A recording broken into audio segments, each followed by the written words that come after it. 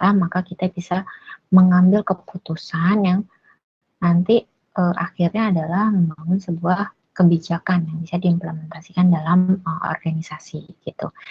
Nah, selama ini mungkin kebijakan-kebijakan yang diambil, yang ditentukan dalam sebuah organisasi itu berdasarkan dari expertnya ya, berdasarkan dari pengetahuan atau knowledge yang dimiliki oleh expert atau orang ya yang ahli di perusahaan itu gitu. Nah, dengan adanya pengolahan data ya, manajemen data, pengolahan data ini kita bisa mengambil atau menentukan kebijakan itu berdasarkan dari hasil data analitik ini gitu ya. Nah, kita lihat apa itu data. Data itu adalah simple fakta ya, simple fakta atau unprocessed atau organized fakta yang belum diproses, belum diorganize dan masih bersifat mentah gitu. Kemudian information itu apa gitu ya. Jadi kumpulan fakta-fakta itu adalah data. Sedangkan information itu apa? Itu adalah informasi ya. Itu adalah data yang telah diproses ya. Data yang telah terstruktur, diorganize dan diproses ya, data itu, dan bisa dipresentasikan ya dalam sebuah konteks itu dan bisa menjadi bermanfaat gitu, itu dikatakan sebagai information gitu. Sedangkan knowledge atau pengetahuan yaitu adalah map of, bentar ya,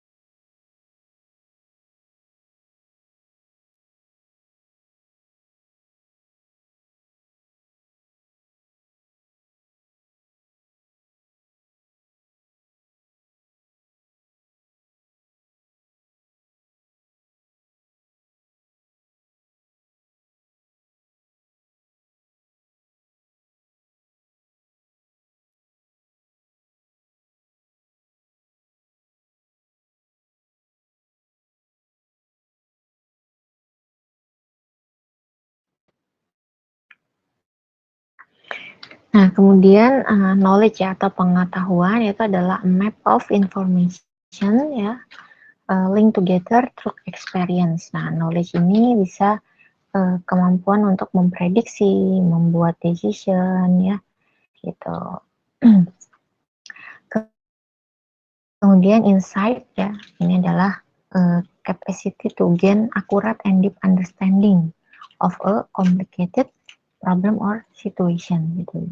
Nah, ini kalau misalkan kita bisa mengolah data ya, mengumpulkan data, kemudian kita olah jadi informasi, pengetahuan gitu, sangat bermanfaat bagi organisasi. Oleh karena itu, kenapa sekarang orang mengumpulkan data ya bisa diolah gitu. Nah, data itu bisa kecil ya, bisa kecil juga bisa sangat besar gitu. Kecil itu bagaimana? Artinya datanya tidak apa namanya? Ya datanya bisa jumlahnya sedikit gitu ya, bisa jumlahnya sedikit. Kemudian tapi juga bisa sangat banyak. Nah, kalau sangat banyak itu bagaimana gitu? Kalau sangat banyak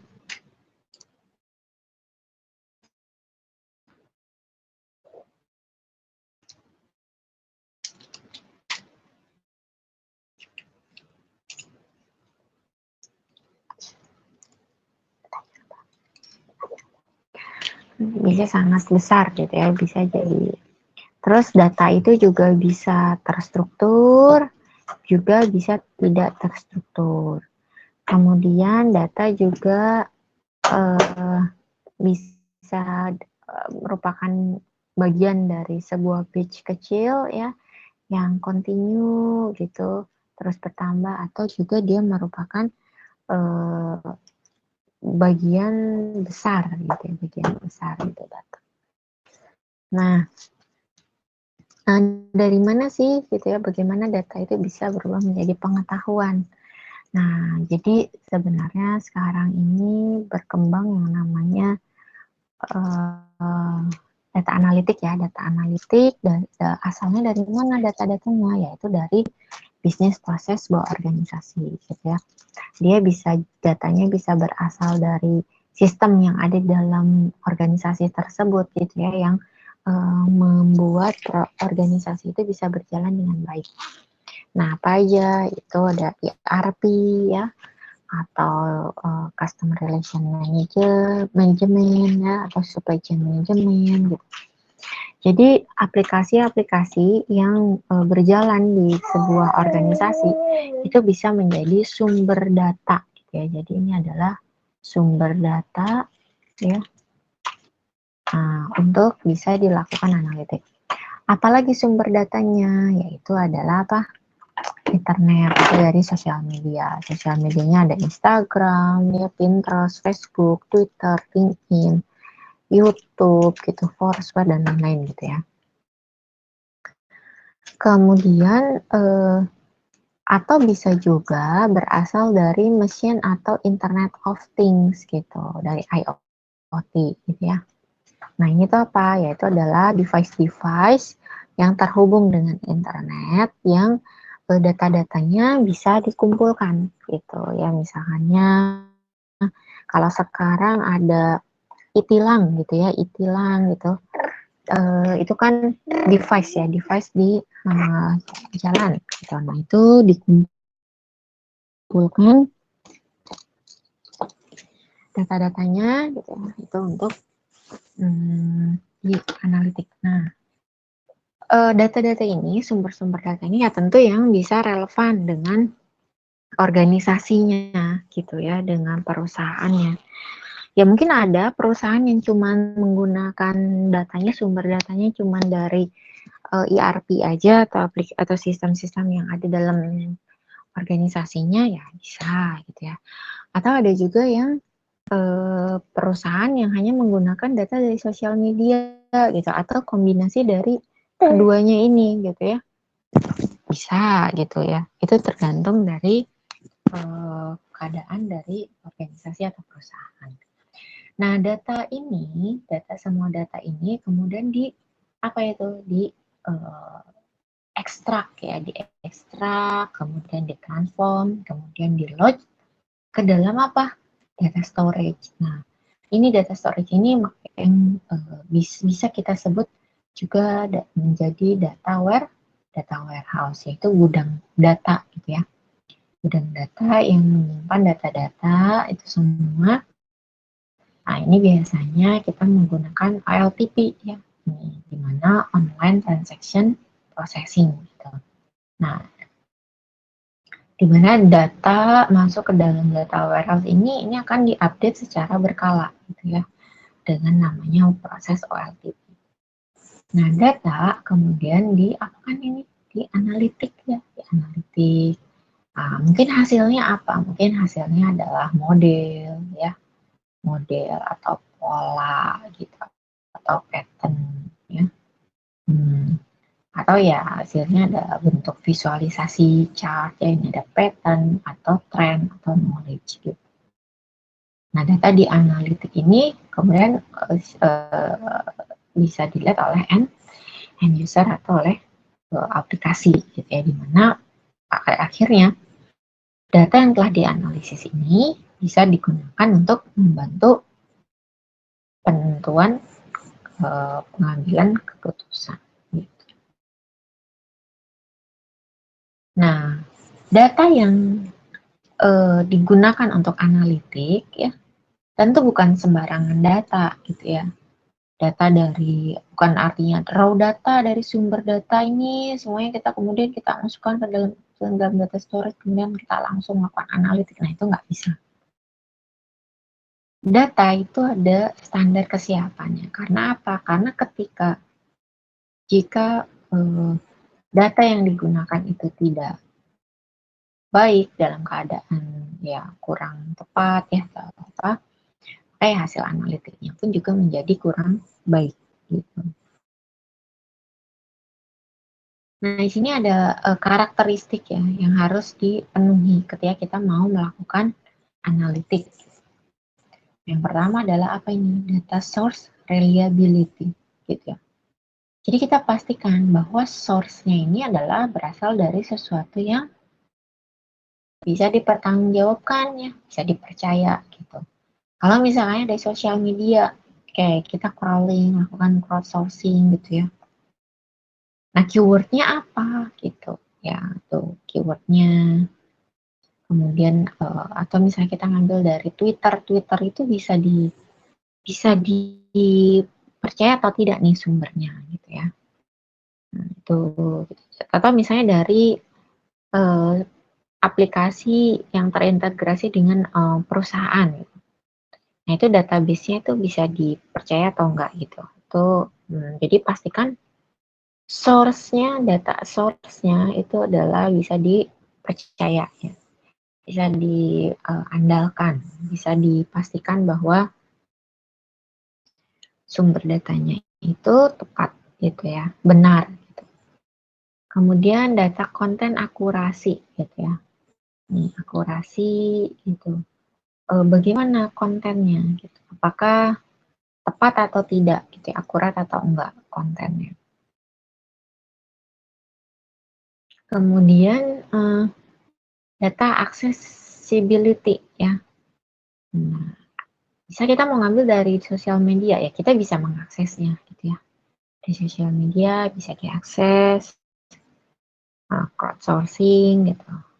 Tapi kalau misalnya kita menggunakan data yang berasal dari perusahaan lain, nah itu ada nggak aksesnya untuk mengambil data itu? Gitu ya. Nah ini yang perlu dipikirkan. Kemudian data security and data privacy. Data security and data privacy. Nah, data keamanan datanya gimana gitu ya. Kalau misalnya ngambil dari sosial media, apakah itu privasinya bisa dijaga gitu ya, atau menyalahi privasi seseorang gitu. Nah, itu harus bisa uh, apa namanya di handle gitu ya. Jangan sampai nanti kita menggunakan data, menganalitik data yang datanya itu menyalahi peraturan privasi seseorang gitu. Itu kan bisa dituntut dan lain-lain. Kemudian data richness ya. Apa ini data richness? Data richness itu adalah tentang kekayaan ya, tentang kelengkapan data. Apakah atributnya lengkap ya, tentang atributnya gitu, atributnya lengkap tidak gitu. Atau sumber datanya ini mencakup lingkupi apa saja. Gitu. Kemudian data konsistensi ya. Nah ini kita melihat konsistensi dari data, gitu. Baik itu satuannya, tipe datanya, gitu. Soal misalnya kalian mau menggabungkan data dari satu database dengan database yang lain, tapi nama atributnya beda, gitu ya. Nah kalau sekedar nama atribut berbeda nggak masalah. Tapi kalau misalkannya sampai tipe datanya ternyata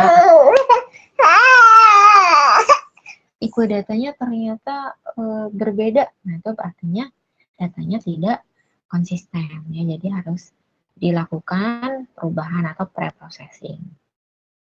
Data currency atau data timeline, artinya data yang kita gunakan untuk data analitik harus satu sisi paling update, atau yang kedua memang kalau misalkannya kita mau melihat timeline 1 tahun gitu, nah itu harus lengkap, ada 12 bulan gitu ya.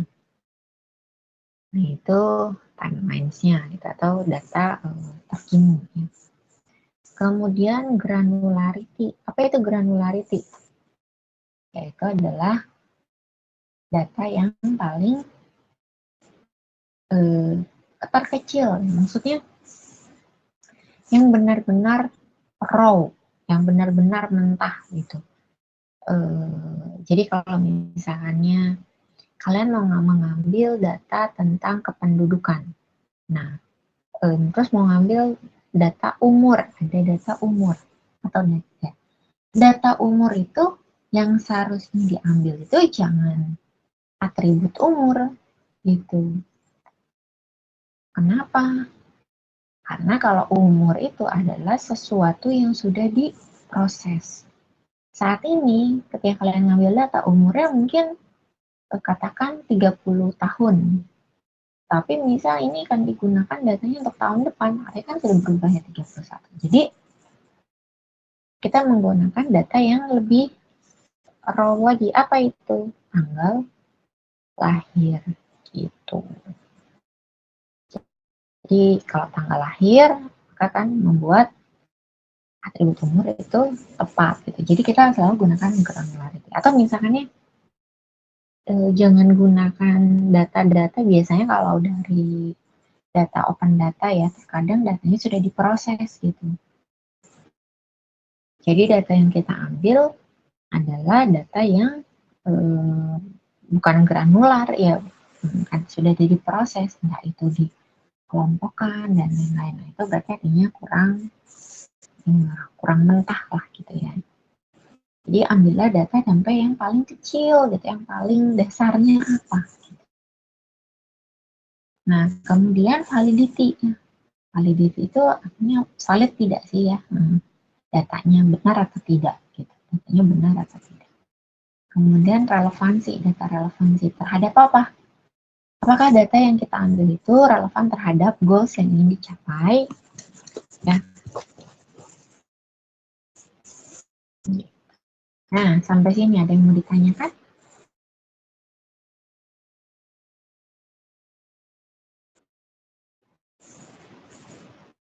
Ada pertanyaan? Belum ada, Bu. Belum ada?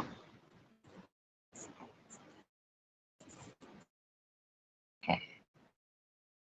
Ini mudah-mudahan bisa dipahami ya tentang kesiapan, level kesiapan data. Nah, kemudian kita lihat data taksonomi ya. Nah, ada data level of abstraction. Data itu terdiri dari dua jenis, dua macam. Data terstruktur dan data tidak terstruktur atau semi terstruktur. Ada yang tahu kalau data terstruktur itu seperti apa? Yang tahu siapa?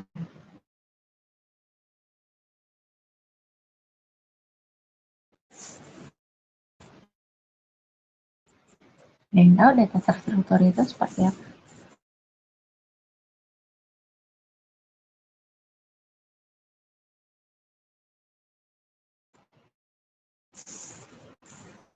Seperti apa data terstruktur? Coba nih, coba saya cek.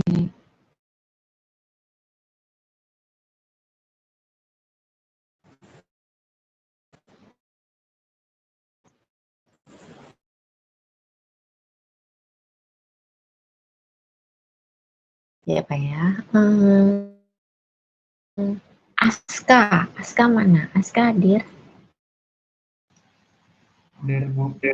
Oke, Aska tahu nggak kalau data terstruktur itu data seperti apa sih Aska?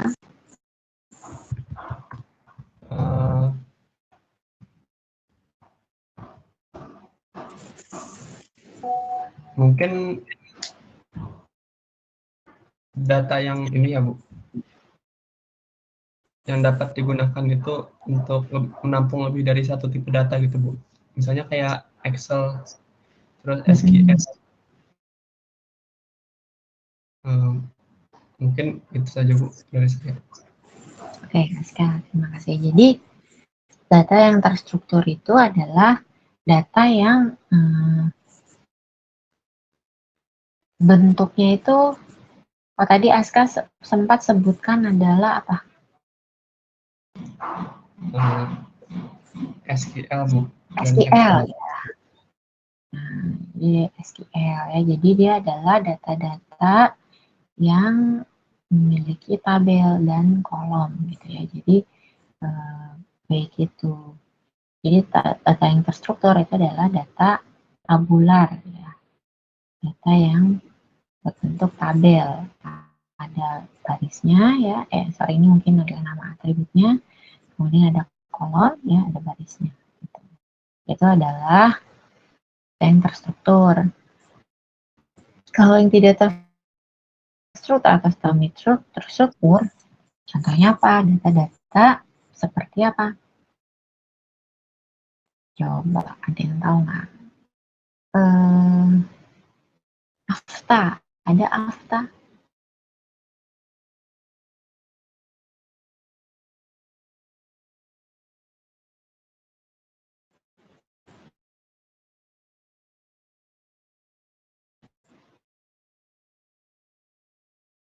AFTA hadir nggak?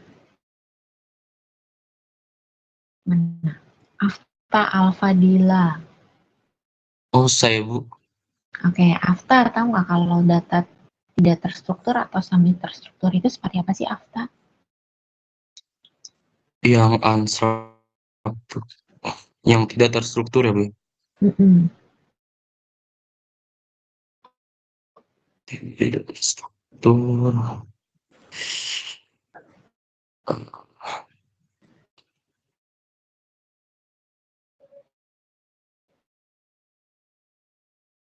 Maaf Bu, saya belum ada jawabannya Bu.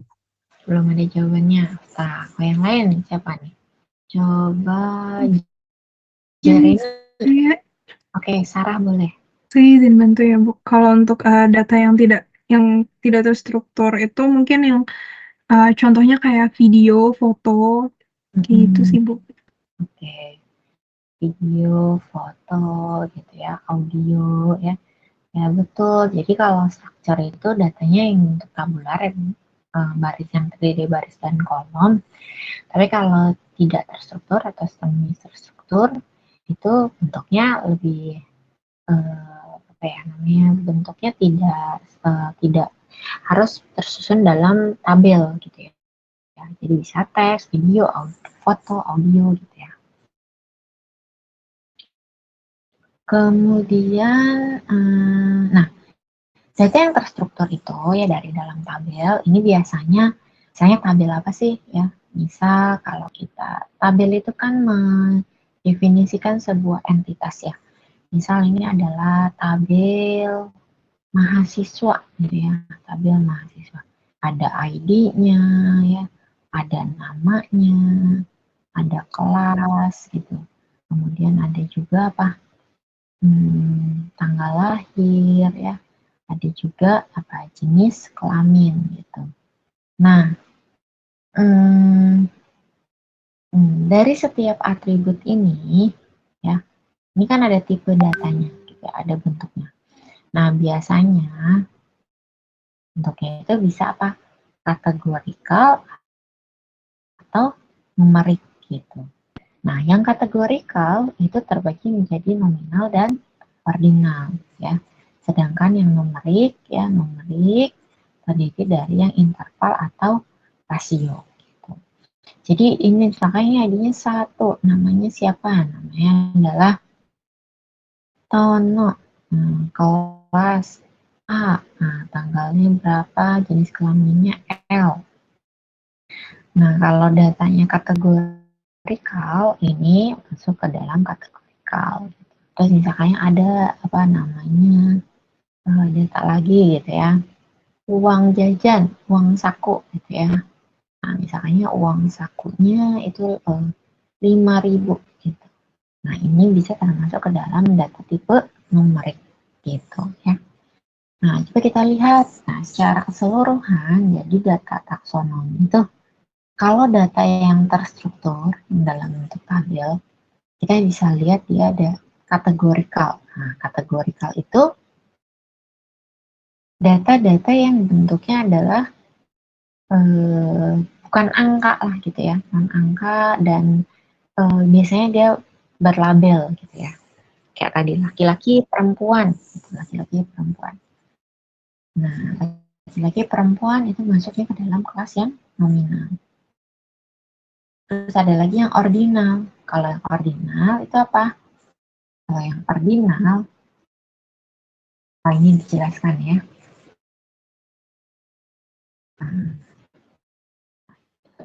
Kategorikal merepresentasikan label dari multiple class ya.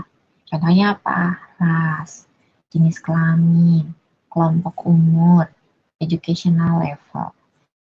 Ada lagi adalah apa? Nominal. Data yang nominal itu terdiri dari data-data yang tidak bisa diukur, gitu ya.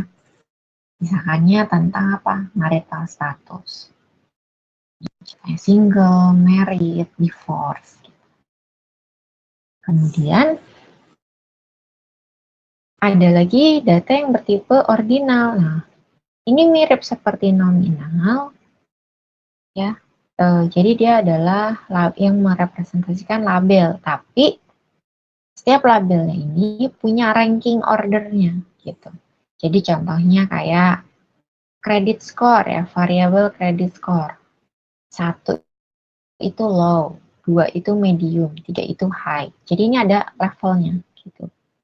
Ya ada levelnya. Sedangkan kalau nominal, dia bentuknya adalah label, bentuk ya datanya tipe label, tapi tidak ada urutannya. Kayak single, married, sama divorce, ya itu sama aja. Gitu ya. Laki-laki, perempuan, nah itu juga sama ya. Terus kalau numerik, nah kita lihat kalau numerik ada apanya nih? Numerikal ya. Ada bentuknya interval sama rasio gitu. Apa tuh numerik data ya? Nah, yang tentu representasikan value ya, nilai, angka. Apa aja contohnya? Umur, banyaknya anak, income, gitu. Atau travel distance, atau temperatur. Terus ada lagi adalah apa? Interval data, gitu ya. Nah, interval data ini contohnya seperti Celsius, skala Celsius, gitu ya, temperatur. Apa? Suhu tubuh manusia. Nah, itu berapa sih? Gitu ya. Itu ada skalanya, gitu ya. Ada temperatur tuh, temperatur manusia, gitu. Atau temperatur di suatu kota di Bandung. Nah, itu skalanya berapa sih? Gitu ya. Itu ada intervalnya, ada skalanya. Kalau rasio data, apa itu? Yang pengukuran dari hasil physical science atau engineer. Kayak misalnya berat, ya, panjang, waktu, plan angle, energi, electric charge. Gitu. Ini merupakan dari rasio scales. Gitu. Ya. Nah, kemudian data yang bisa tidak terstruktur atau semi struktur ya. Nah ini juga bisa diolah kayak teks gitu, kayak misalkannya apa komentar ya, komentar mahasiswa, komentar di Twitter, status gitu ya. Atau kalau multimedia, ya misalnya multimedia bisa image ya, YouTube, misal dari gambar-gambar di Instagram, audio atau video gitu ya. Atau bisa juga XML atau JSON, gitu ya, file XML atau JSON. Ini juga bisa di analitik ya. Nah, tentu agar data bisa diolah atau dianalitik, kita memerlukan yang namanya apa? Data pre-processing gitu ya. Jadi sebelum data sebelum diproses, dianalitik, kita harus pastikan dulu bahwa data tersebut itu merupakan data yang siap ya, well refined form untuk diimplementasikan pada analitik algoritma. Jadi data pre-processing adalah proses convert ya dari data mentah dunia nyata menjadi data yang siap untuk diimplementasikan pada metode atau algoritma analitik. Gitu. Nah, gimana sih prosesnya data preprocessing itu gitu ya, gimana prosesnya? Nah, jadi data preprocessing itu bisa dilakukan jadi dari raw data source-nya. Nah, kita lakukan data consolidation ya. Terus kita gabungkan ya, kita ambil misalkannya hanya satu variabel saja atau dua variabel. Terus kita lakukan cleaning. Itu apa cleaning itu? Pembersihan data ya. Kemudian mungkin butuhkan data transformation atau mengubah data ya. Transformation, kemudian data reduction. Apa itu data reduction? Mengubah atau mengurangi, reduction, mengurangi jumlah data. Sehingga data-data akan siap untuk diolah atau dilakukan diimplementasikan algoritma analitiknya. Nah, bagaimana nih caranya? Nih ya, ini contohnya adalah raw data sources-nya. Ya, LTP, data-data dengan hasil dari online transactional processing, ya, atau mungkin dari social media, gitu, atau dari website, ya, atau database yang ada dari sistem yang terdahulu, gitu. Nah, ini kemudian kita konsolidasikan, ya, kita gabungkan, kita kumpulkan gitu. Nah, kemudian kita lakukan apa? Pembersihan, cleaning. Impute value, reduce noise, gitu. Eliminate duplicate. Kemudian ini apa? Data transformation. Nah, data transformation itu apa? Gitu ya. Nah, data transformation itu adalah mengubah data ya menjadi bentuk yang sesuai digunakan. Misalnya tipe datanya kurang sesuai, itu bisa pakai data transformation. Kemudian data reduction.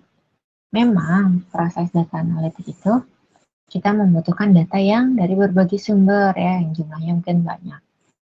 Tapi untuk bisa diimplementasikan pada algoritma, ya, kita membutuhkan jumlah data yang efisien. Gitu. Karena apa? Kalau semakin banyak datanya, maka prosesannya akan menjadi semakin mahal.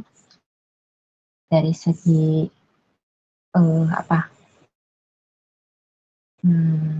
komputasinya lebih lama prosesnya, atau memori yang dibutuhkannya lebih besar gitu, dan lain-lain. Maka kita membutuhkan yang namanya data reduction gitu ya, mereduce dimensi data-data atau volume datanya itu menjadi yang paling optimal atau efisien untuk bisa diimplementasikan dalam algoritma sehingga prosesnya menjadi lebih efisien gitu ya. Baru nanti dari sini mungkin ada feedback, entah itu perbaikan datanya, ya bagian transformasi, atau mungkin kita bisa menambahkan, oh atributnya kurang, atau kita butuh yang lebih lengkap, dan lain-lain. Nah, gimana caranya ya? Nah, ini caranya. Data consolidation itu bisa akses atau collecting data. Nah, pakai apa? Bisa pakai SQL query, gitu ya. Atau bisa pakai aplikasi. Mau memfilter data, kayak data apa aja yang dibutuhkan, itu bisa berdasarkan expert ya orang gitu. Menurut orang di bagian perbankan yang dibutuhkan adalah atribut ABCDE saja gitu. Itu berarti adalah domain expertise. Atau SQL query ya, pakai metode pakai query atau statistical test ya untuk mencari keterhubungan antar variabel misalnya.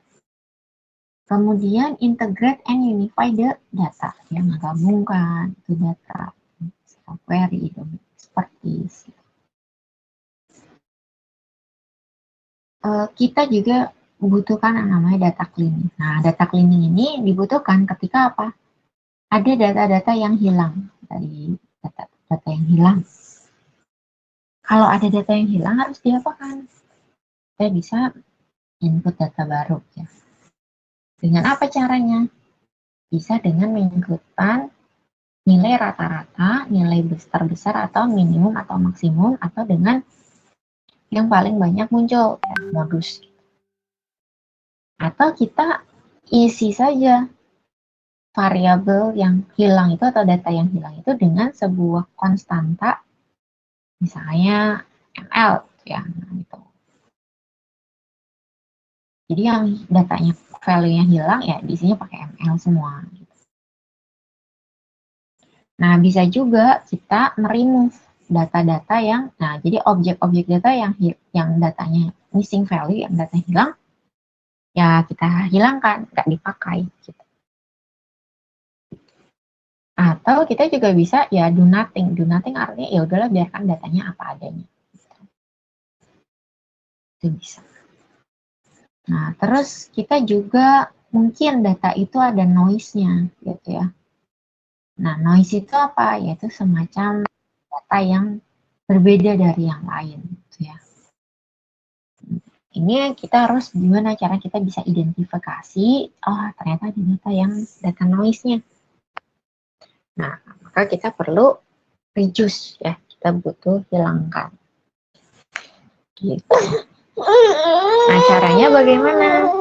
Cara untuk menemukan, mengidentifikasi outlier atau noise gitu bisa dengan caranya simple statistical teknik ya, simple statistical teknik, atau dengan pencarian rata-rata atau standard deviation. Atau kita juga bisa dengan cluster analisis ya, cluster analisis gitu. Kemudian apa tuh metodenya? Atau kita bisa, nah setelah data teridentifikasi ternyata ada noise, apa yang harus dilakukan? Nah, kita bisa meremove data outlier itu, atau kita lakukan smoothing dengan binning ya, binning, regression atau simple average. Nah, kemudian kita juga bisa find and eliminate erroneous data ya. Erroneous data, gimana cara identifikasinya bisa. Nah, ini tuh contohnya adalah data-data yang agak ganjil gitu ya. Janggal. Bisa kita lihat labelan inconsistent, kejanggalan pada distribusi data. Gitu. Nah, kalau sudah temu, maka kita bisa ya panggil lah gitu ya, domain expertise-nya untuk memperbaiki value-nya, atau kita remove deh record-nya gitu ya. Jadi record yang ada erroneous value-nya kita hilangkan. Nah, kemudian kalau data transformation ini adalah mengubah data ya. Nah, kita bisa implementasikan normalize data, lakukan normalisasi ya dengan metode apa? Normalisasi atau scaling teknik. Atau kita lakukan diskritisasi ya atau aggregate data. Itu. Nah, kalau dibutuhkan kita mungkin kita butuh mengubah dari numeric variable jadi discrete gitu kan. Caranya bisa bagaimana bisa pakai range atau frequency based binning teknik. Terus kalau datanya bentuknya kategorikal, maka kita bisa reduce number atau value-nya dengan mengimplementasikan hierarchical. Atau kita mau membangun sebuah atribut baru ya, new atribut. Nah, ini gimana caranya? Ini bisa dengan mathematical function gitu ya, atau hybrid combination dari log transformation. Nah, kemudian lagi kita bisa kalau terjadi apa data reduction ya, artinya kita mau mengurangi jumlah data ya menjadi jumlah yang lebih data yang lebih efisien lah jumlahnya lebih efisien. Gimana? Nah, ini misalnya reduce number ya. Pakai prinsipal komponen analisis, independent component analysis, chi-square testing, correlation analysis, atau decision tree induction. Atau kita mau mengurangi jumlah barisnya ya. Ini bisa pakai random sampling, stratified sampling, expert knowledge driven purposeful sampling gitu. Nah, kalau misalnya kita mau membuat data itu supaya lebih seimbang ya.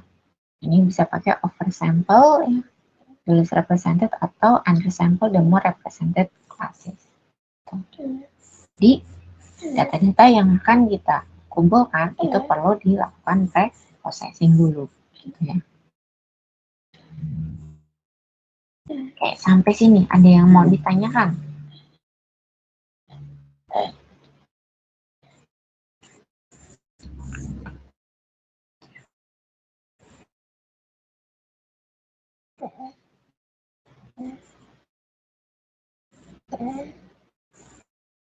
Ada yang mau ditanyakan sampai sini? Dari saya. Belum. Nah, apalagi ya, ini materi. Udah ya sih, itu aja. Pengenalan data aja ya hari ini. Kemudian di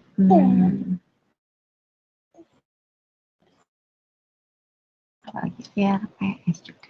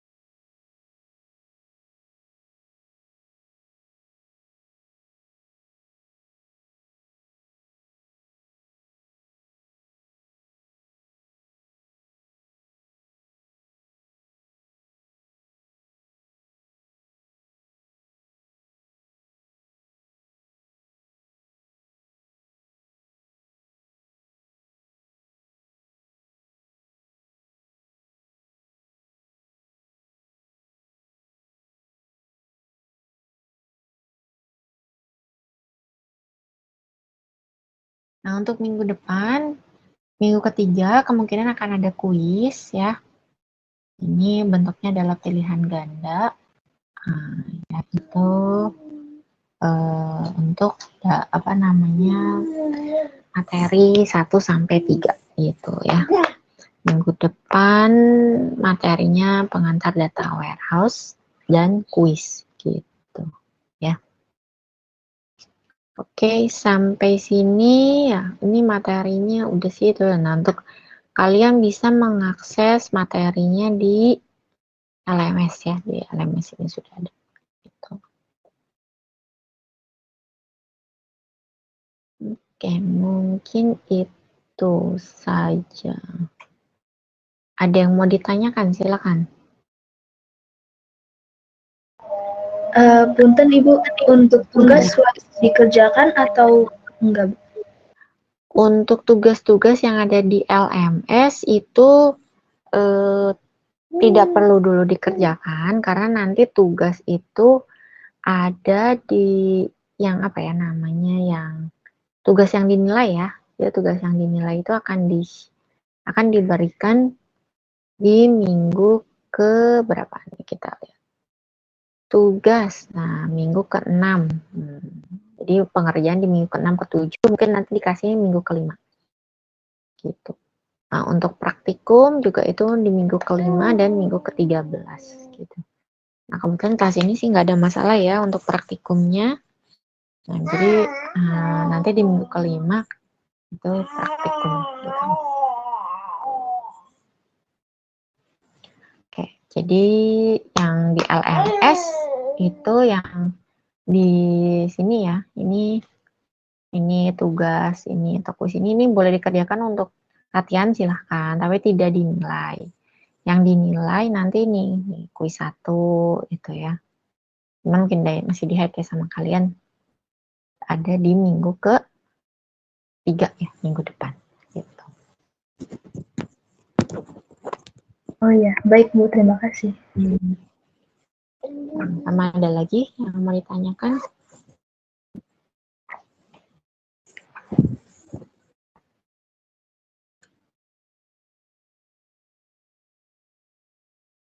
Oh ini RPS-nya di LMS sudah yang ini belum sih? Belum ya? Belum saya update ya. Nah ini ya, ini RPS-nya udah yang baru belum ya?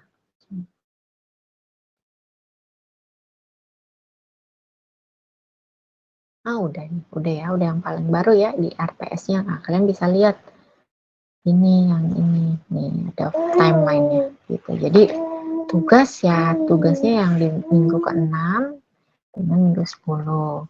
11. Kemudian untuk UTS ini tugas besar. Nah, nanti dikirimkan sini ya. 10 sampai 16. Kemudian untuk kuis jadi minggu 3 dan minggu ke-14. Gitu. Ada lagi yang ditanyakan?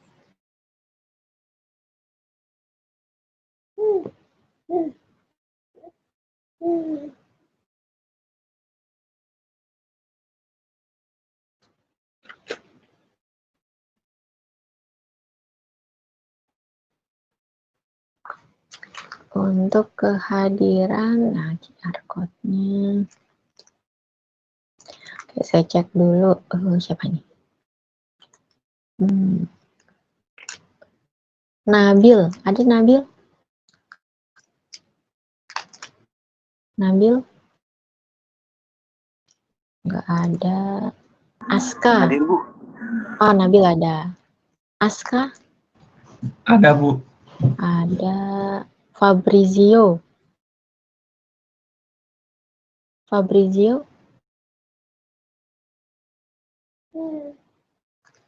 Ada. Muhammad Haikal? Hadir, Bu. Terus Friska? Hadir Bu. Akbar, Muhammad Akbar?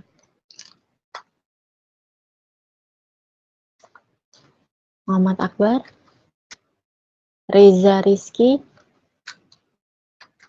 Aditya Dika Putra? Aditya hadir, Bu. Aditya hadir. Reza Rizky? Oke.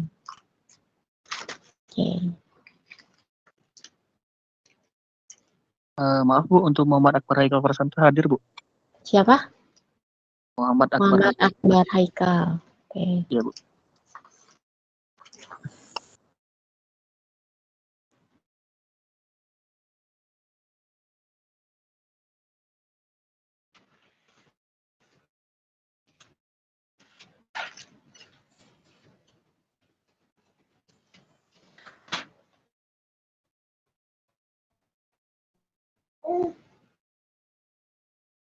Fabrizio hadir.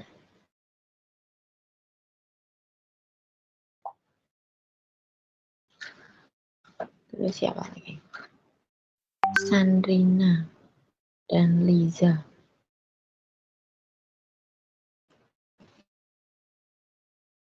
Ini sudah. Liza.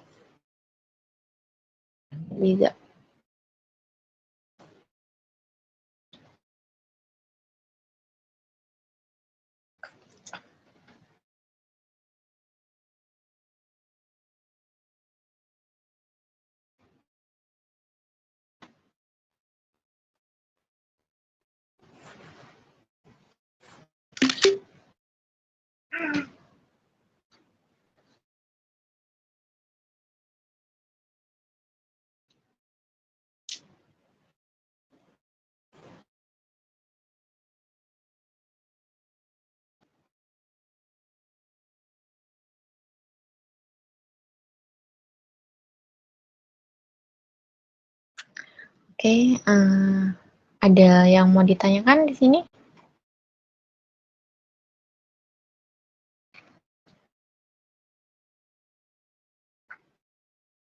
Belum ada? Oke, kalau belum ada, tolong dipersiapkan ya untuk kuis minggu depan. Materi-materinya bisa dicek di LMS sama dari buku ya, bukunya coba dibaca sama kalian untuk tentang data warehouse dan business intelligence gitu. Oke, mungkin itu dulu untuk pertemuan hari ini. Terima kasih semuanya atas kehadirannya ya.